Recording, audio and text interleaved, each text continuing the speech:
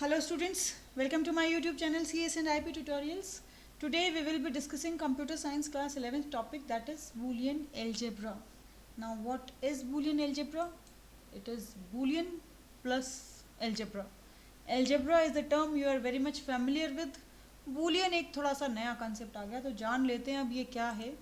Boolean is related to binary values, that is जिसको आप 0 या 1 बोलते हो या ट्रू या फॉल्स भी हम इसको बोल देते हैं. So Boolean includes binary values and algebra is operating these values. तो जब मैं Boolean algebra की बात करूँगी obviously I will be operating Boolean values only. अब जब मैं algebra की बात करूँगी तो कुछ concepts उसमें ज़रूर आएंगे. आपने जूनियर क्लासेस में भी जब algebra पढ़ा है तो आपने ऑपरेटर्स पढ़े हैं, plus minus divide multiply what ever. Expressions पढ़े हैं, उन एक्सप्रेशन में वेरिएबल्स आए हैं, कॉन्स्टेंट्स आए हैं जिनको मैं यहाँ पे लिटरल्स के नाम से रेफ़र कर सकती हूँ बीच बीच में. So let's start studying this. Talking about Boolean operators. देखो ऑपरेंड्स और ऑपरेटर्स. ऑपरेंड्स तो हमने जान लिए कि बूलियन वैल्यूज़ होंगी या बाइनरी वैल्यूज़ होंगी विच विल बी आइदर 0 और 1. जब मैं ऑपरेटर्स की बात करूँगी तो ऑपरेटर्स मेरे पास यहाँ पर 3 हैं. The basic operators of Boolean algebra, that is और, जिसको मैं प्लस से डोनेट करती हूँ, एंड ऑपरेटर जिसको मैं मल्टीप्लिकेशन से डोनेट करती हूँ, एंड नॉट ऑपरेटर. एक एक करके देख लेते हैं इनको. टॉकिंग अबाउट द और ऑपरेटर, तो और ऑपरेटर एटलीस्ट 2 ऑपरेंड्स पे काम करेगा. 2 वैल्यूज़ एटलीस्ट इसको इनपुट चाहिए और it will generate the result as true if at least 1 value given as input is true. जैसे एग्जाम्पल आप यहाँ पे देख रहे हो, 0 + 1 मेरा 1 रहेगा, 1 + 1 भी मेरा 1 रहेगा. इसको आप कंफ्यूज मत करना बाइनरी एडिशन से, ये अलग कंसेप्ट है. एंड 0 + 0 आपका 0 रहेगा. Only 1 value will be generated as output in Boolean algebra. तो ये 1 + 1 यहाँ पर 10 नहीं होगा. This is not binary addition, this is your or operator. Fine.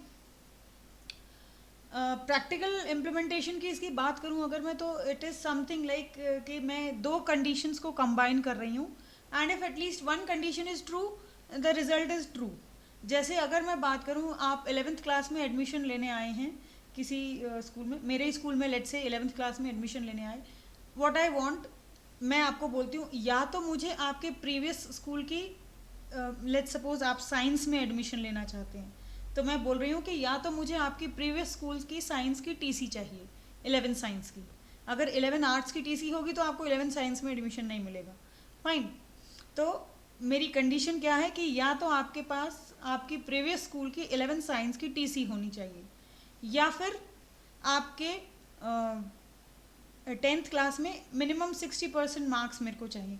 दोनों में से कोई भी कंडीशन अगर ट्रू होगी तो मैं एडमिशन दे दूंगी. मेरे को नहीं चाहिए कि दोनों कंडीशन ट्रू हो.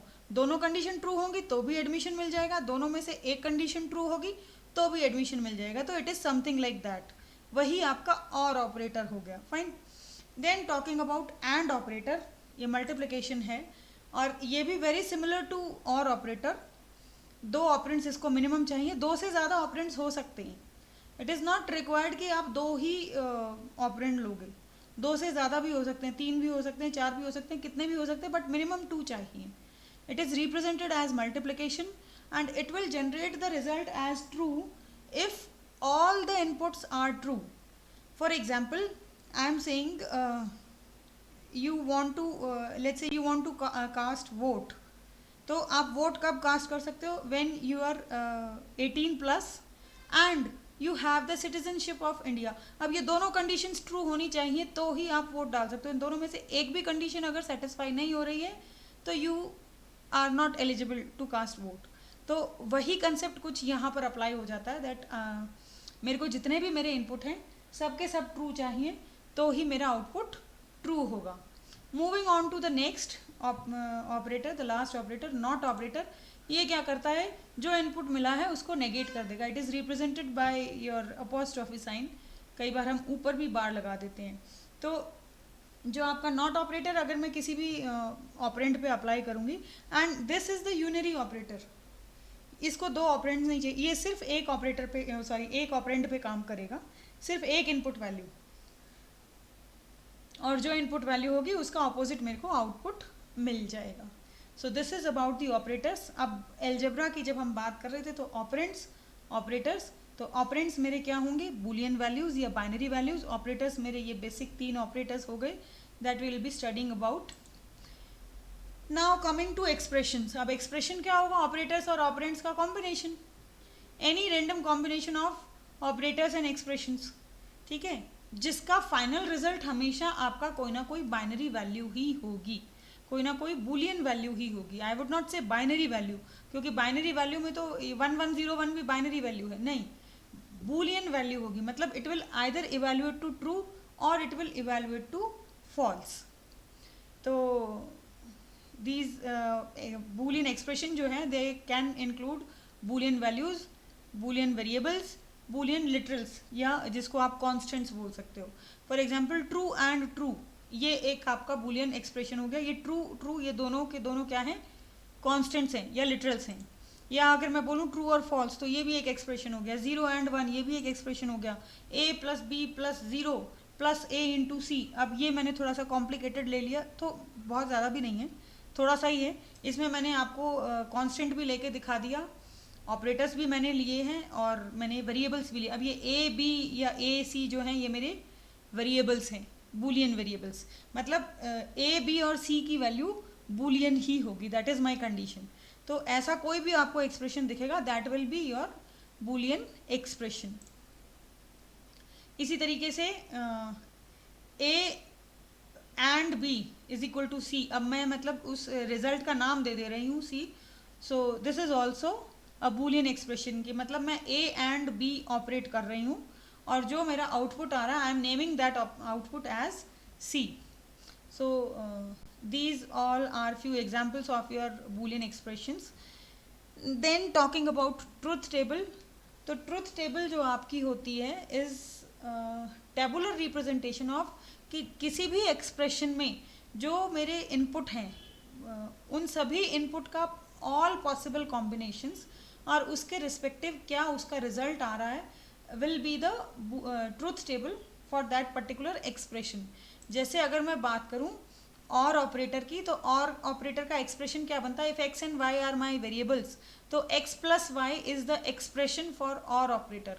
और उसकी ट्रूथ टेबल क्या हो गई, उसके पॉसिबल कॉम्बिनेशंस क्या हो सकते हैं कि या तो एक्स की वैल्यू 0 है, वाई की वैल्यू 0 है, या फिर एक्स की वैल्यू 0 है, वाई की वैल्यू 1 है, या फिर एक्स की वैल्यू 1 है, वाई की वैल्यू 0 है, या फिर दोनों की वैल्यू 1 है. यही पॉसिबल इनपुट हो सकते हैं और उसके रिस्पेक्टिव जो आपके आउटपुट आएंगे वो मैंने इस साइड दिखा दिए. So this is the truth table for the expression x plus y. Similarly, truth table for and will be, now you can easily interpret it. ये x और y आपके इनपुट हैं, x y आपका expression हो गया और ये सब पॉसिबल वैल्यूज और उनके respective outcomes. And the truth table for not operator will be like this, x and x not. If x is 0 the output is 1, if the input is 1 the output is 0. अब इस पे based questions कैसे आ जाते हैं कि जैसे आपसे पूछ लिया गया draw truth table for the expression E. ये ई आपका एक्सप्रेशन है, that is the output is equal to A plus B C. तो अब मैंने ए बी सी तीनों अपने इनपुट ऑपरेटर लगा लिए, ठीक है. बी सी मेरा एक जो इंटरमीडिएट रिजल्ट जनरेट हो रहा है एंड देन द रिजल्ट जो मेरा फाइनल एक्सप्रेशन है ए प्लस बी सी. अब इसके जो पॉसिबल इनपुट हो सकते हैं देख लो, 0 0 0 0 0 1, ये पूरे हर वेरिएबल की हर पॉसिबल वैल्यू को मैंने कंसिडर कर लिया है और हर पॉसिबल कॉम्बिनेशन को कंसिडर कर लिया है और उसके रिस्पेक्टिव मैंने रिजल्ट्स जनरेट कर दिए. So this is the truth table for your expression E is equal to A plus B C. इस तरीके से क्वेश्चन आ सकता है आपके क्वेश्चन पेपर में. सो इसलिए मैंने एक क्वेश्चन सॉल्व करके दिखा दिया. देन अब देखो जो भी मेरे ये बूलियन एक्सप्रेशंस में डिस्कस कर रही हूँ या जो ये सब बाइनरी वैल्यूज़ को ऑपरेट करने के, और बाइनरी वैल्यूज़ ऑब्वियसली मेरे कंप्यूटर सिस्टम से रिलेशन रखती हैं. तो इनके लिए जब हम जब इसको इम्प्लीमेंट करते हैं, अगर बहुत डेप्थ में जाएं तो इनके लिए सर्किट्स डिज़ाइन होते हैं. इन सभी लॉजिक्स को इम्प्लीमेंट करने के लिए सर्किट डिज़ाइन होते हैं. तो उन सर्किट्स के कुछ बेसिक एलिमेंट्स हैं, उन बेसिक एलिमेंट्स को हम बोलते हैं लॉजिक गेट्स. और जो बिल्कुल बेसिक, वैसे तो लॉजिक गेट्स बहुत सारे हैं बट जो बिल्कुल बेसिक लॉजिक गेट्स हैं वो मेरे 3 हैं related to my 3 Boolean operators जो कि हैं आपके और, एंड नॉट। और जो आपका ऑपरेटर है उसके लिए जो आपका लॉजिक गेट सिंबल जो होता है, मतलब जब अगर सर्किट डिज़ाइनिंग की बात करेंगे तो जो लॉजिक गेट सिंबल होता है वो कुछ इस टाइप से होता है।